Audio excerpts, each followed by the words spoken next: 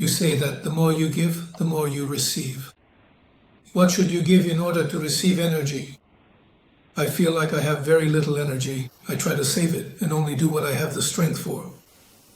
So how should I approach giving away energy? In what form is it best to give it so that it increases? The thing is,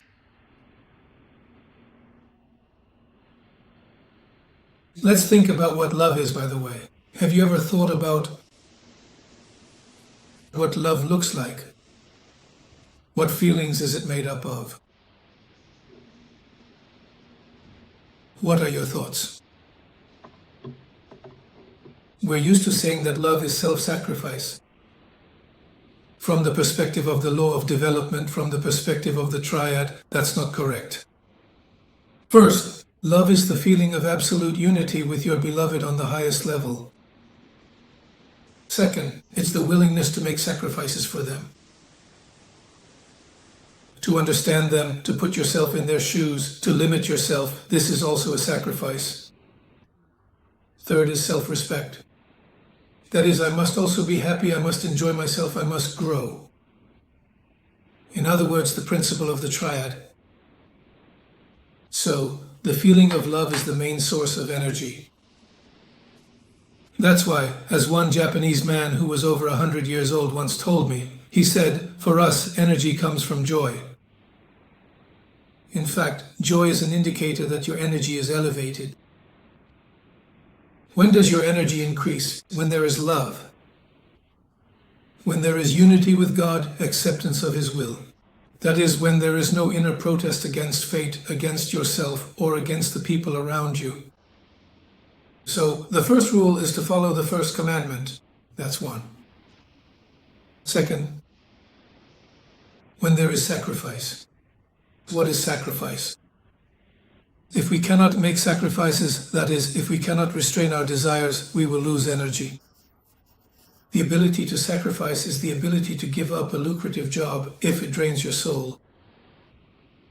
It's the ability to refuse food that is very tasty but will drain your subtle energy. It's the ability to limit yourself in sex or in other pleasures, indulgences, and so on.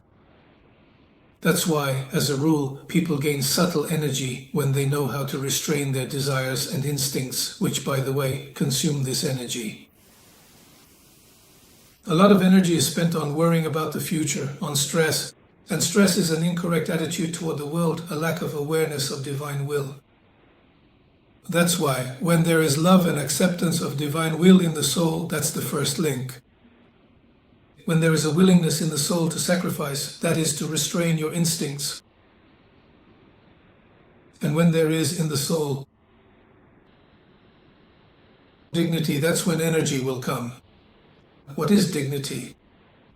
Dignity is self-protection, but we do not know or feel ourselves. When we evaluate ourselves with our mind, we often make mistakes, and we end up protecting what doesn't actually need to be protected. I, myself, is first and foremost my soul, so you can know yourself through your feelings.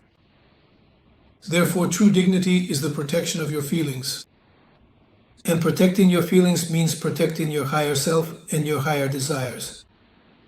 In other words, a person's dignity means that they must be able to say no, and they must be able to say yes to their higher desires.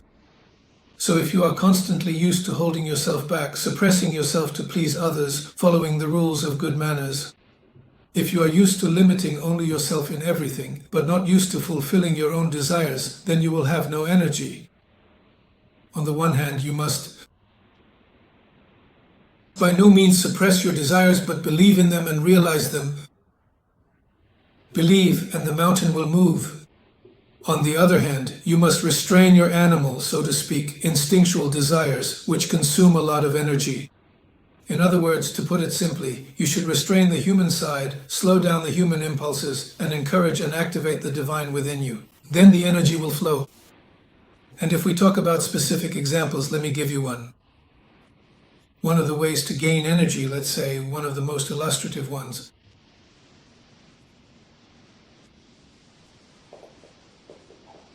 A Chernobyl liquidator.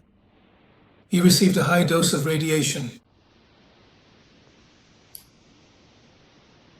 sickness. The doctors couldn't help. The person was slowly dying. And he noticed that he felt better when he walked in the forest. So one day he went for another walk in the forest and saw a deer run out. He watched how the deer behaved and noticed that its breathing was barely noticeable, yet it was moving quite actively. This kind of breathing, almost imperceptible, was so it could sniff around, sense, and keep control of the situation. For some reason, he felt there was something very important in this, and he tried to imitate the deer. So he started breathing very lightly, almost imperceptibly, and felt like he wasn't getting enough air, but he tried to keep doing it. After some time, his radiation sickness went away, and he became completely healthy. And let's say he began to teach this technique to others, but he didn't really understand what the secret was. I'll explain. The thing is, one of our strongest needs is not for sex, not for food, but specifically for breathing. Sex can happen once a week or every few weeks. Food can be 3 times a day, once a day, or even every few days. But we have to breathe constantly. That's why, when a person restricts their breathing, they develop a very strong and overwhelming need in energy, which they lack because breathing gives us energy. And if a person is not acting out of fear, but rather from a sense of unity with God, from faith, acceptance of divine will, and a state of comfort, if in this state they begin to restrict their breathing, then what happens is a suppression of human functions, and there must be compensation and activation of divine functions.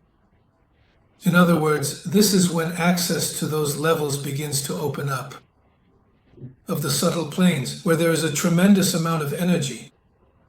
And in this way, the main life energy, which is usually replenished very slowly, begins to be restored more quickly, and a person can recover from any illness.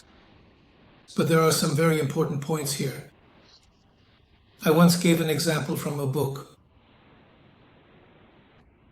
A woman was calmly practicing some focused breathing techniques to help herself relax.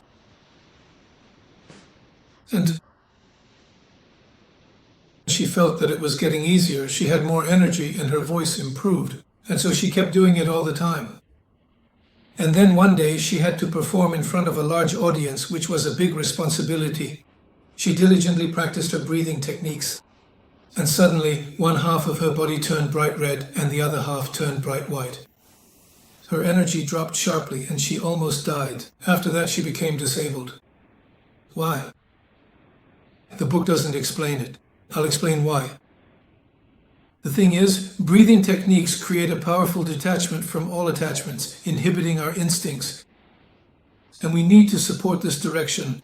We need to let go. We need to let go of everything, forgive everyone, not overeat, and then the process of detachment will work to our benefit. If we worry, are preoccupied with work, family quarrels, drink alcohol, and so on and so forth, if we get entangled in the fabric of life while practicing breathing techniques, things can end badly. That's why, if you start doing something seriously, you need to take it seriously. Thus, fasting, abstinence, and breathing techniques can provide a very serious level of energy. That's the first point. Second, the presence of opposites. Energy exists where there is a difference in potential. The ability to unite opposites. That is, not only to sacrifice and care for others, but, to love yourself and take care of yourself as well. Then there will be energy, too. And third, to have a lot of energy, you don't just have to increase it, you can simply avoid losing it. We lose energy on resentment, on dissatisfaction with fate, on fears about the future, on judgment, on regret about the past, on irritation, on prioritizing the mind over feelings. Then energy immediately starts to be spent, because feelings give us energy while the mind takes it away. When we are blissful, like the poor in spirit, in other words, when the soul comes first for us and the spirit second, then we will have energy. As soon as we feel critical, want to judge, feel superior, experience fear or regret, it means the mind has come to the forefront and energy will soon be lost.